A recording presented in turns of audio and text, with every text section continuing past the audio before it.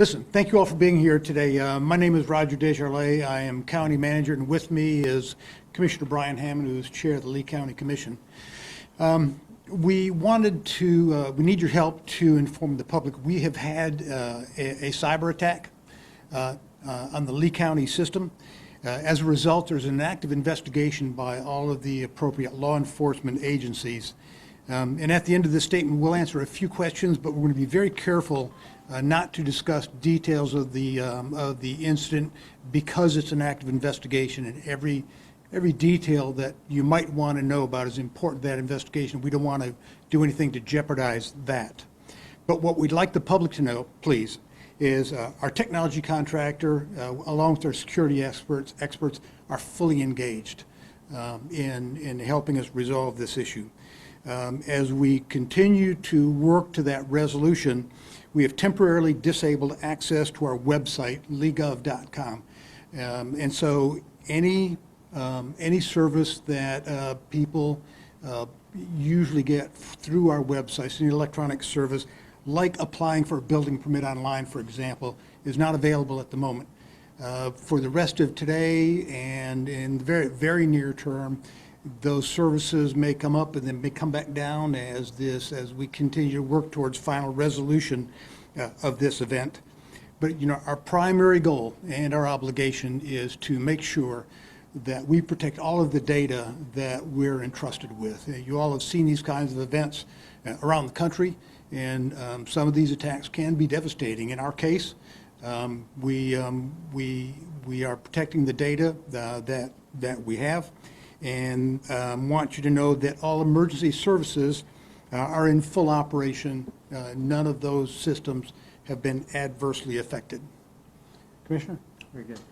I'll just add a few comments. The county staff briefed the commissioners as soon as they found out about this. They let us know. I had many of the same questions that I'm sure you all will have. Is our 911 response still working? And the answer is yes. Are we still able to respond to emergencies through police, ambulance, fire, and all of those things are up? The other questions that I had are, what are we doing to protect our data? And we can't get into too many specifics, but I can tell you that the county is actively taking steps to protect any sensitive information that we do have at the county here. And we're trying to protect, obviously, all of the data, our infrastructure that we have from an IT standpoint, and also we're trying to identify what's happening, who's going after us, and we're going to solve the problem. So with that, I think we can take a few questions, but again, we won't have many specifics because this is an active investigation at this time. How is this going to affect the day-to-day operations of the county? It's pretty interesting. Quite a few years ago, when we became so dependent on email and web access, we always talked about how would we communicate if we have this kind of an event. And the answer is we're using our cell phones and telephones in order to communicate with each other. But general government services are still operating with the, where we're having the difficulty is, of course, any service that requires web access, like paying a bill, for example. We're not paying bills by web right now with our utility system, for example. You cannot apply for a building permit online right now. So think about any of those services are currently not available, but everything else that we do is operating.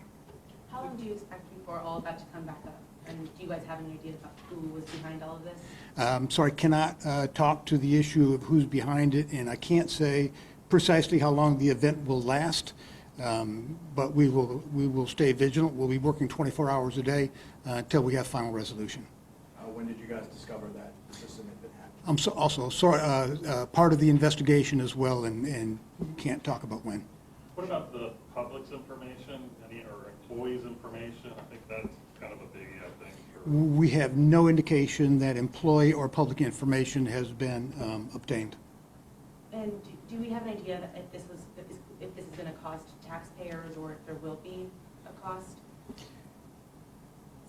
I think the appropriate answer is we have our IT contractors who work with us every day. Part of their contract is cybersecurity and the issues that they're working now. We have enlisted the help of some other contractors, but the cost compared to the potential damage will be minimal. Are there any other agencies that are affected within the county? We know it's leagueof.com, I guess, but are there other clerk of courts? I mean, I guess what falls under this situation? Okay, and again, I want to be a little careful. Leagueof.com and our internal systems are the only ones that have been infected as far as we can tell. Is there any ransom associated with this that we know of, that, or any other detail you guys can release about that situation? And again, that would be a detail that, we couldn't discuss if it did exist.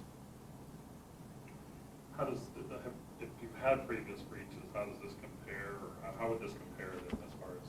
Well, I can tell you that we get attacks every day, as does everyone else. And so this type of breach is pretty unusual.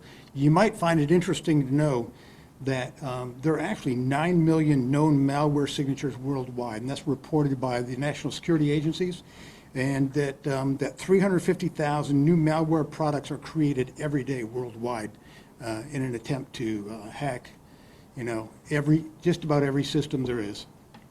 And is there like a backup system for these types of cases? Obviously, we don't really know exactly the extent to how much might have been taken or. And again, that would be a question of our the design of our systems, and we're not prepared to answer. So we don't know if there's a backup system or. I'm sorry, it's just something I can't discuss. I know people aren't talking about time frame necessarily, but could the system be down, are we talking in terms of hours, days, weeks? What are we, any idea? I think what you'll see if you were to test our access to our website every hour, that sometime between now and tonight, tomorrow, you might get access for a little while, and then the access would go down. So again, we'll work this issue for 24 hours a day until we have full resolution. Would you advise residents not even to attempt to use the website at all? No, I don't think I'd give that advice. We'll have service back as soon as we can, and to actually give residents some level of certainty about when that might happen, I think would be unfair and would be inaccurate at least. Any other questions? That's probably about all we can answer too. Yeah.